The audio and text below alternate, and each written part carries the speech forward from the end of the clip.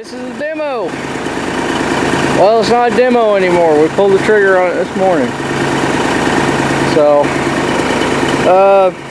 New Holland was not our first choice. It was kind of a choice made for us.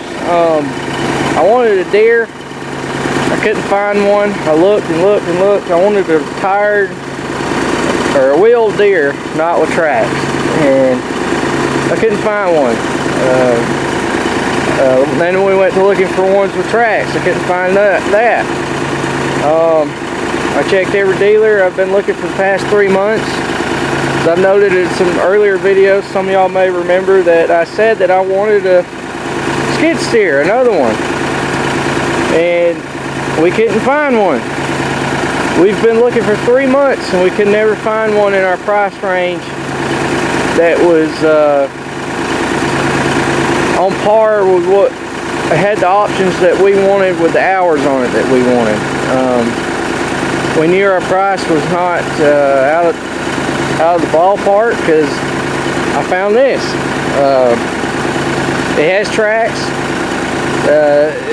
That was not our first choice, but it now that I've got them and I've run it a good bit here lately, trying to learn everything before I made this video, I'm glad we went with the tracks. It's a lot more stable. It can do a lot more. It has a lot more pushing power. The lift capacity is more. It's just an all-around better deal with tracks. And I knew that it was, but we'd never had a track machine, and we were afraid of the cost and upkeep with the tracks. I looked into that, and it wasn't as bad as we thought it was going to be.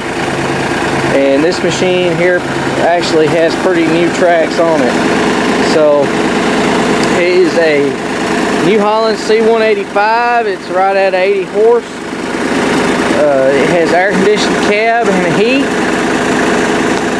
which is what I wanted. It does have foot controls. I wanted one with pilot controls, but I mean, you can't get everything you want. So it has 1,600 hours on it. The machine's still in pretty good shape. It's extremely dirty though. It needs cleaning up. The cab, this machine must have came out of Florida or South Georgia because it has a lot of sand, gray sandish dirt inside of it. So I'm guessing that's probably where it came from. It's got to be cleaned up. I've been waiting and working it and trying it out to make sure that I couldn't find anything wrong with it. There is one line underneath the seat, hydraulic line. It's a low pressure return line that has a slow leak. It's going to have a new line put on it and new hose clamps, which I done looked into that and it wasn't that big of a deal. So we decided to go ahead and pull the trigger. I got it running. I'm about to do some work. I just want to show y'all something that I've already found I like. The engine oil check is right here, and you don't have to. So is your coolant, and the radiator is not in the door, so it's not a pain. I like that the oil check is there. It's nice and convenient. I can just open that door, pull it out right quick, check it right before I get in it every time. The coolant level's right there where I can see it. The hydraulic fluid is right on top underneath the hatch right here.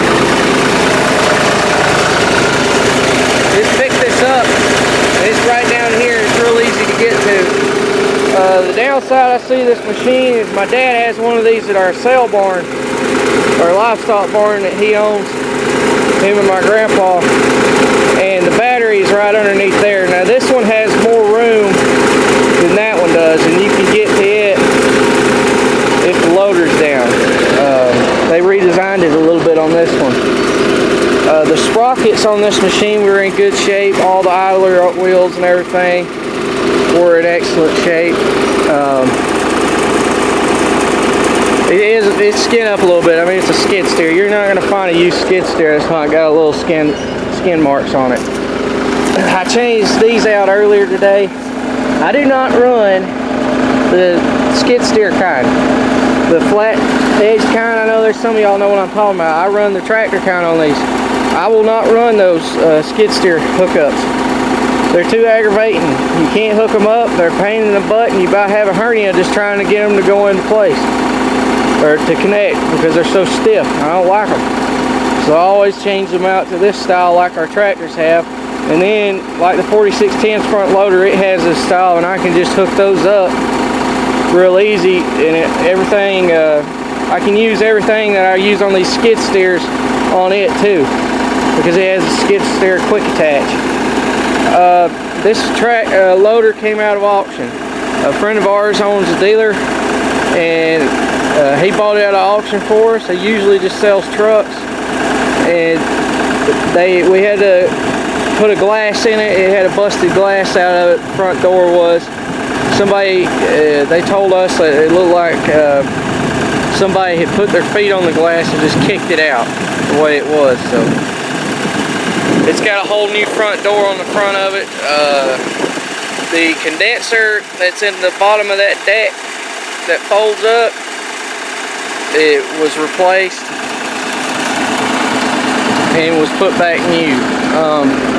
It doesn't have the hydraulic quick attach. Out here it's the manual style, which is fine. It's not perfect, but it's okay. We'll get the cab. Now once you get in the cab, I was actually surprised.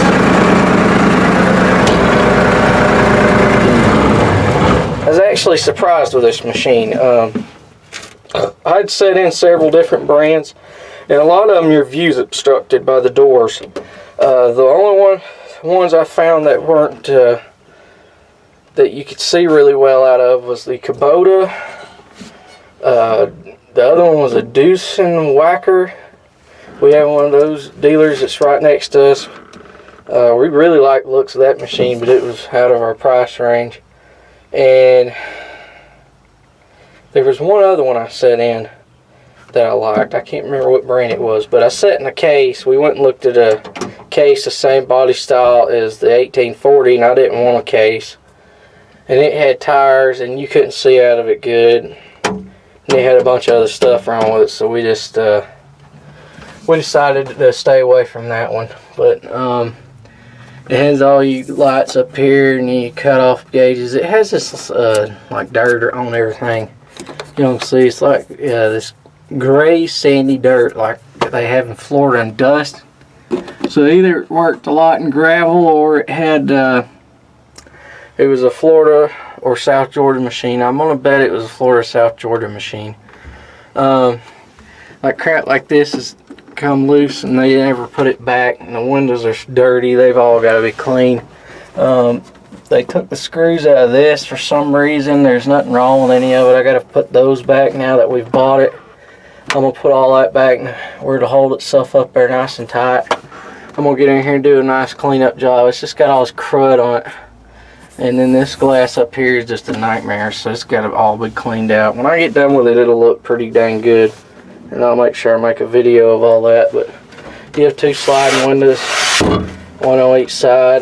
The one thing I'm not crazy about, that the Kubotas have an advantage over this, but we couldn't afford a new one, and there isn't any really used Kubotas out there for a good price yet, because they're so new, is the fold-out door that swings. I'm not real crazy about that. I'd rather have the roll up and down kind like the Kubotas have. That way it's not in your way. The case also that we got in, it was really tight and confined. And I looked into the New Hollands and new cases, that body style that they've came out with, and everybody I've talked to just says they're junk. Even New Holland guys have told me they're junk. I went to a local shop down here the other day, and I was asking them everything I needed to know about the tracks and everything right after we got it, and how to tension them and all that mess and tighten them up. And because I'd never had one, and I told him I had a New Holland, and I told him what model it was, and he said, well, good. He said, I don't care what model they are or what brand it is that gives trouble, but he said the New Hollands and cases are junk. He said they ain't worth a flip. So And I've had multiple people tell me that. So, but this body style here they run with for a really long time, and like I said, we've already had one of these at our sale barn. So the AC controls are right here. You have an on and off switch for your AC, and then your temp and your fan controls, and then you have vents all up here back behind you. There's the glass here, whatnot, and then it comes with a nice little fire extinguisher. This thing's filthy, it's got to be cleaned out in here. So I mean, I'm gonna set it up. I've got a bunch of limbs to get up.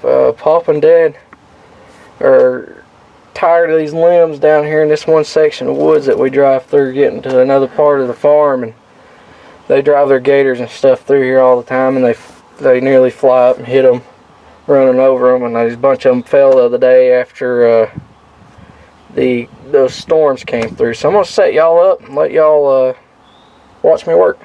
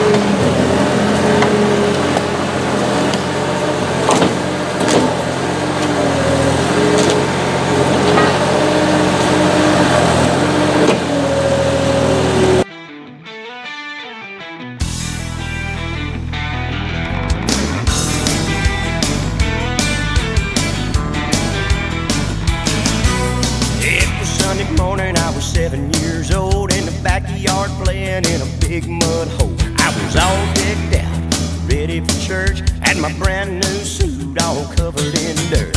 Mama hit the ceiling, she was fit to be tied, talking about how she's gonna tan my hide. But Daddy wasn't laughing when I changed my clothes, said, Mama, leave the boy alone. Well, if the good die young, if the good die young, our little boy's gonna have a lot of fun, 'cause he's gonna live forever if the good die young.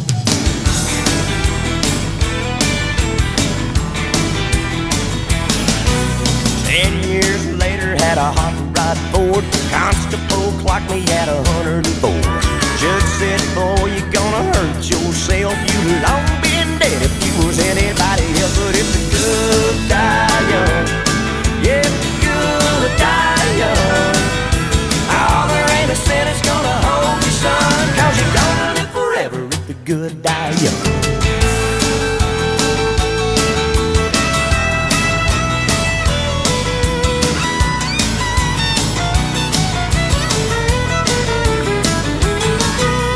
Got a good heart, I wouldn't hurt a soul, but I'm gonna keep her rocking till they call that road.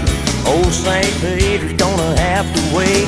I'm gonna go to heaven, but I might be late. And if the good die young, Lord, if the good die young, pedal to the metal, let your motor run, 'cause I'm gonna live forever if the good die young. And if the good die young, Lord, if the good die young, check out the jams, we'll have some fun, 'cause I'm gonna live forever if the good die young. Said I'm gonna live forever if the good die young.